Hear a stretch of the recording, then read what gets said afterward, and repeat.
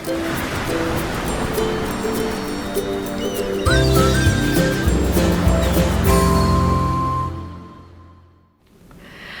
there, this is Allison with Let's Go Travel Tips. Today we have so much to talk about again that we'll go ahead and get started. I'd like to welcome all of our Let's Go family members here. It is such a pleasure to be with you, and I am grateful for all of you. I'd like to welcome everyone who is new. We have been waiting for you to come and are so glad that you're here and hope you'll stay with us. If anyone hasn't subscribed to our channel yet, we would really appreciate it if you would subscribe. It will help us out, and I think it is going to really help you out as well. We try to share everything what to do with protocols and all of the tips and everything you need to think about if you're thinking of going on a cruise soon. So first of all, I want to talk to you about the Crown Princess. We have been hearing, the Crown Princess did her restart on cruises to Alaska, and unexpectedly they had engine maintenance problems and trouble with one of the boilers. And so there were itinerary changes, and we've heard of a few more itinerary changes. And then apparently another boiler is now having problems. And so more itinerary changes again. One of our Let's Go family members let us know, as I told you in my video yesterday, that on the cruise that is currently sailing, they are getting a 20% future cruise credit as well as $100 onboard credit because of the changes in itineraries. But I wanted to let you know just something that you might want to think about. If you have the Crown Princess and she is scheduled, you're going to have a cruise booked on her and it is more than 30 days out. If you decide to, you can cancel your cruise, get your money back, and most of it will be as future cruise credit because most of it is cancellation fees this close to sailing. But then you can take that future cruise credit and book another cruise. You can book it on another cruise, on another sailing in Alaska this year, or you can book it to somewhere else another time. But a couple of things I want you to think about with that before you do it. First of all, it usually takes like 7 to 10 days for your future cruise credit to show up in your account. So if you're someone that cruises really often, you could go ahead and cancel it. Just know that the future cruise credit's going to go in there and then use your money and book another cruise. However, we are hearing from some people that have done this, that have moved over like to the Discovery, that their cruise has been much more expensive. So I'm just kind of putting some options out there for you to think about if you are very disheartened that these changes are happening to the itineraries on the Crown Princess. So I just thought I would let you know about that. I really appreciate that one of our Let's Go family members, Jill, was so kind, and she is the one that let us know that originally it was one boiler problem, now it's another one as well. She said they do have a very slow speed. And then also I really appreciated her commenting that yesterday we were talking about filling up your water bottles. She said that in the Horizon Court, the water station is open now, and so you can get glasses of water there to be able to fill up your water bottles if that's where you prefer to do it. So thank you very much, Jill. I appreciate that update. We also yesterday I was talking to you about all the trouble that so many people are having with the Medallion class app. And so don't be confused. The Medallion is the little round thing that you get that has to do with like where your location is and everything to do with like opening your cabin tour and making what you use when you pay for something and everything. The Medallion class app is the device, the actual app that's on your phone that you use as well. And so Brian was so kind to point out that he said that they send people a lot to a crew member who is basically an IT person over by where they sell the Medallion accessories there.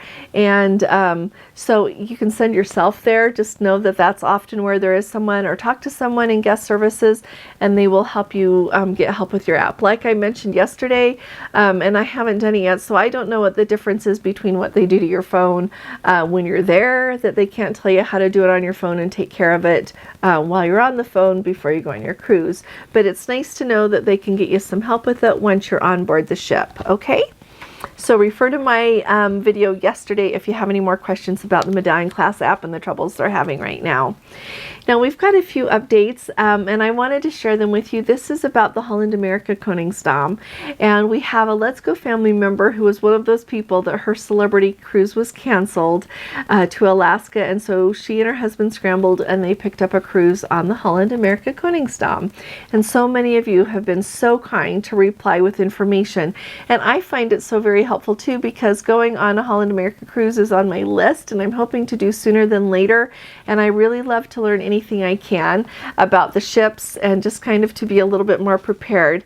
And so this person said that they just got back from an Alaskan cruise today, so that would be yesterday that they commented this after I had already done my video, and they said that they agree that the Holland America is an amazing cruise line. They say in fact she is an excellent cruise line.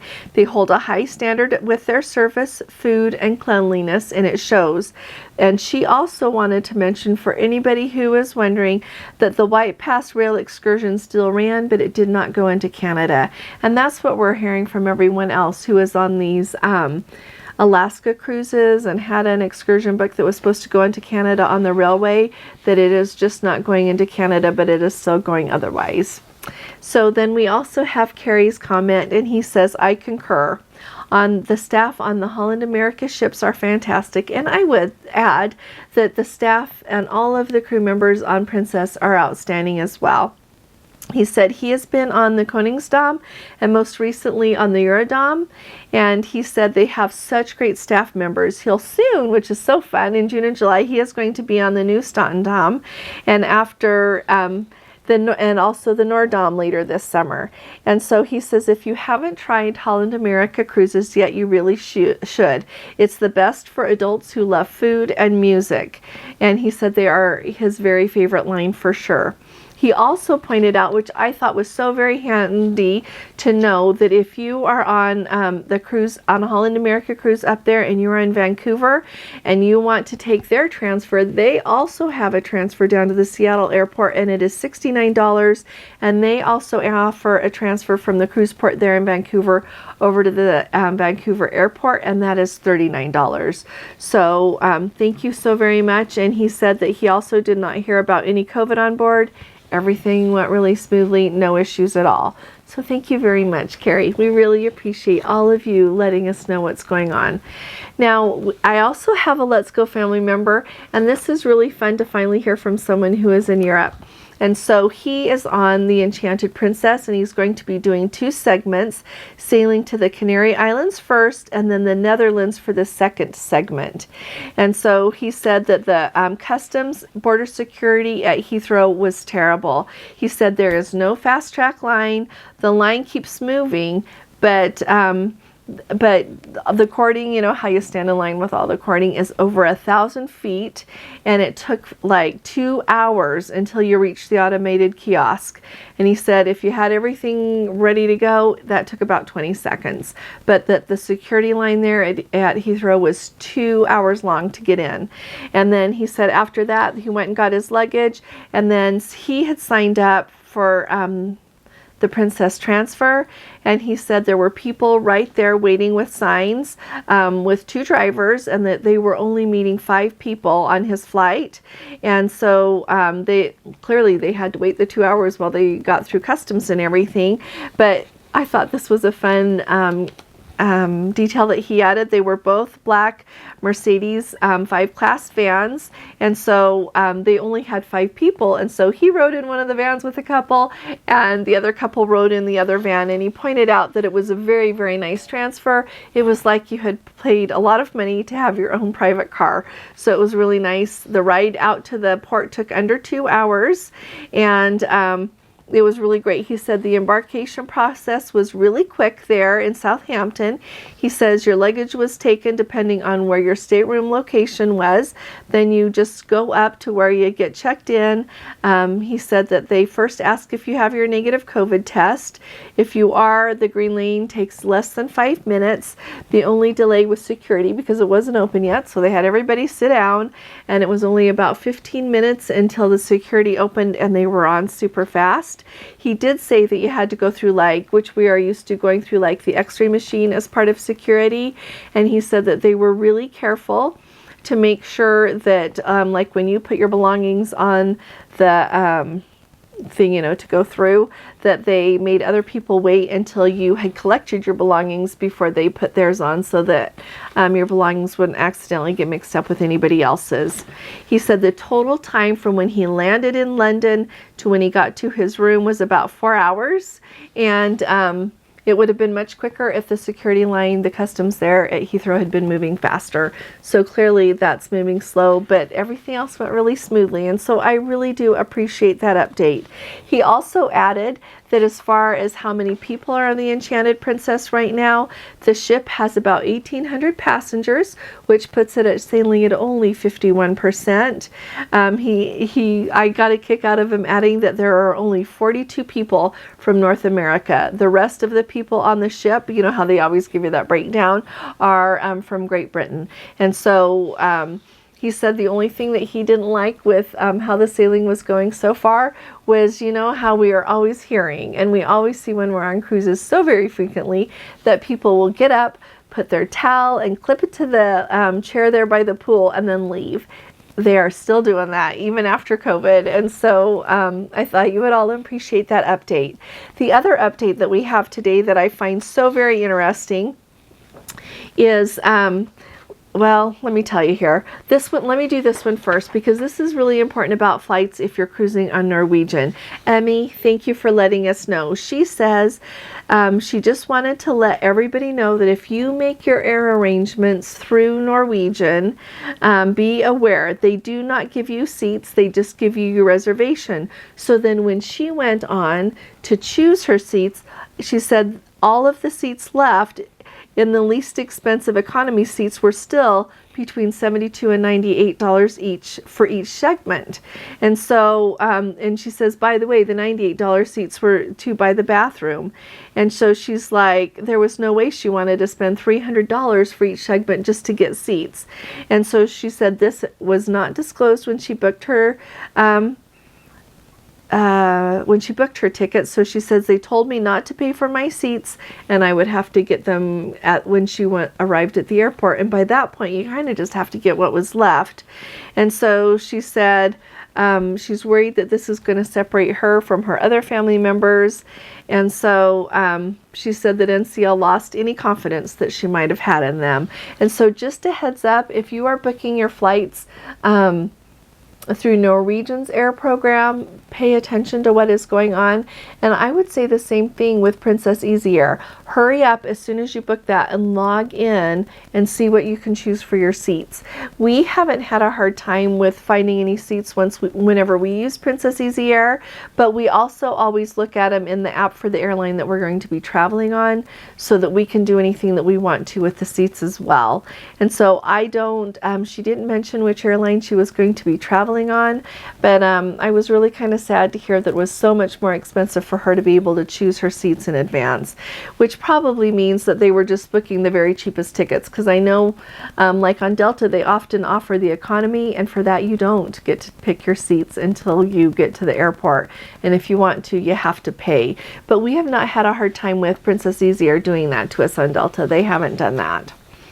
Now on to the exciting information. We've got a Let's Go family member who was embarking on the Regal Princess this weekend, which is extra exciting for us since we are going to get to go on that ship soon. And so I just wanted to let you know a little bit about what she is saying, and then I'll tell you what we're thinking about getting to the port, which is a little bit of a change. So she said the embarkation process was not bad at all. She said they did not have to take a bus to the terminal from inside the port. You can now be taken by car directly to the terminal or the ship. She said last year they went on MSC and you had to take a bus. But whenever the times that I have embarked on a cruise there in Civitavecchia, we have only taken the Princess transfer, but it's looked like cars came up and dropped people off just fine. I wanted to let you know that. But she says porters were readily available to help with your luggage. They were offering testing right inside the terminal, and it appeared that a rather large area was dedicated to testing. And so remember that if you're going to depart from Rome or from Barcelona or from Copenhagen on Princess, you've got to get your COVID test within 3 days for an antigen or for a PCR. And if you don't, you'll get tested at the port, and it's just $60 US. So no worries. She says, upon entering the terminal, you are handed a card with a number on it, and at that point, your status doesn't matter. You're just directed to sit down. You've got that number card. She said when they hold up a sign with your group number, which is the number card you were handed, then you are directed to the correct line, whether you are blue, which means you're a brand new cruiser, or platinum or elite if you're in a suite, whatever. And she says, although it looked like it would take a long time, they had more than enough agents. We waited about 20 minutes for our group to be called, and the check-in and boarding process took less than 10 minutes. And this is important, they even had to go through the line to pick up their medallion, which is what you're going to have to go through if your Medallion class app isn't working. And so you'll still be through super quick.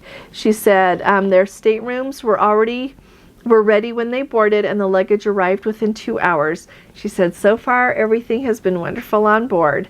And so if anybody has any other questions about the Regal Princess, let us know, and we will ask her, because she's so very graciously offered.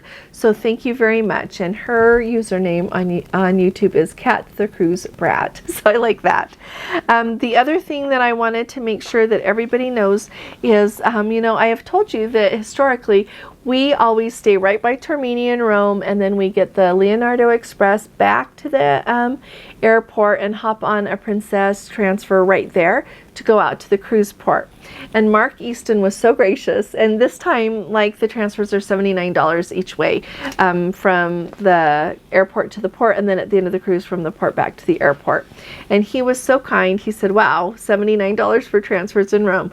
We always found the train to be really easy, and it costs less than $10, only if time permits, of course. And so here's what he said. We take the train from the airport in Rome to where the change trains in Civitavecchia, the little station right there. But he says if they're stopping over, so they do that from the airport, and if they're stopping over in Rome, then they take the train from Termini out to Civitavecchia, and that's a great way to mix with locals as well, which is totally fun. And so it got us to looking, and it looks like maybe if we have selected the same train that he was thinking of, maybe it's $12 now, but they have a direct train that goes straight from Termini out to Civitavecchia.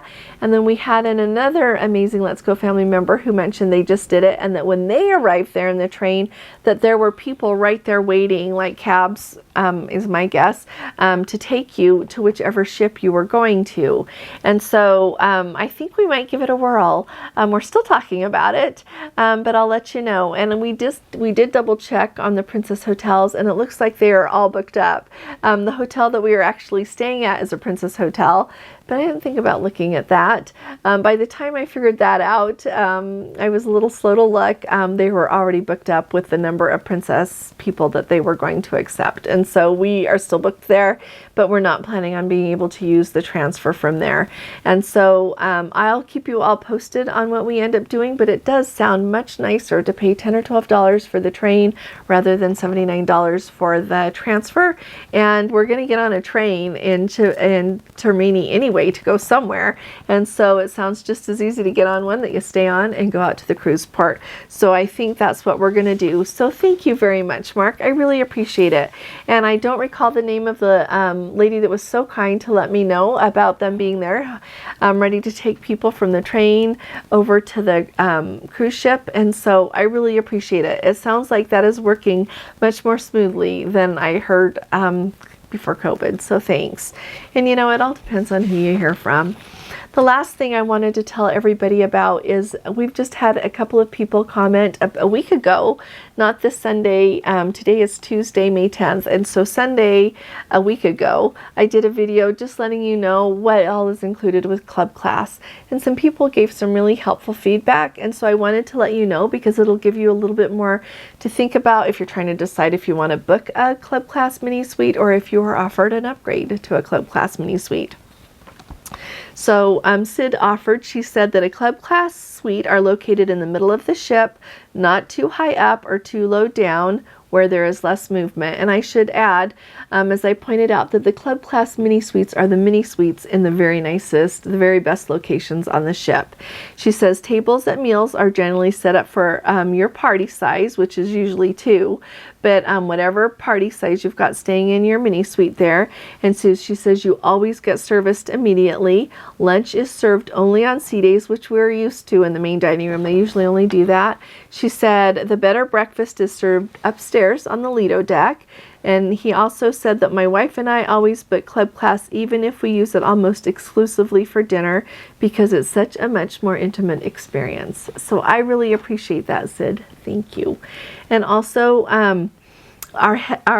I just said our Hetty, our Let's Go family member, she said that she enjoyed it very much, but she also said that she felt like she needed to eat in the dining room every night as opposed to sometimes eating in the buffet or other places. She says the staff was tremendous, and it was actually very nice to see the same waiter who got to know you really well. And she also pointed out that on the ship they did not have any chocolates or the evening turn down service unless you asked for it. So if you want that, make sure that you ask when you're on the ship. Just throwing that out there. And also another Let's Go family member said that they have used the mini suite before and are looking forward to giving the club class a try. And then they also pointed out that often they are sold out. And I know that the club class mini suites, they're very popular, very popular. Finally, we had another Let's Go family member who said they just got off the Regal Princess and they had been in a club class mini suite and said it was so worth it. The ship was very crowded with long lines in other venues, dining venues, buffet, and everywhere else. And so lining up, not having to line up and wait for seating was worth every penny. The dedicated wait staff was personalized, and now we are spoiled for this class of sailing, so I really appreciate this. And so I hope that these updates are helpful to you all. If you have any questions, just tuck them in the comments below, and I'll do my best to get back to you as quick as we can. And I really appreciate you all watching our videos. If you have any useful, like anything that you want to comment on, we would love to hear, because it always helps each other out to hear each other's comments and experiences. If you are on any sailings to the Caribbean, would you let us know how things are going? A lot of people are asking for information on those Caribbean sailings, but I haven't heard anything lately, so that would be wonderful. And we are always happy to hear as well on sailings to Alaska or the United Kingdom, Europe, anywhere you are. We would love to hear from you. So I'll be talking to you all again really soon. You all take really good care. God bless you. Love you. Bye-bye.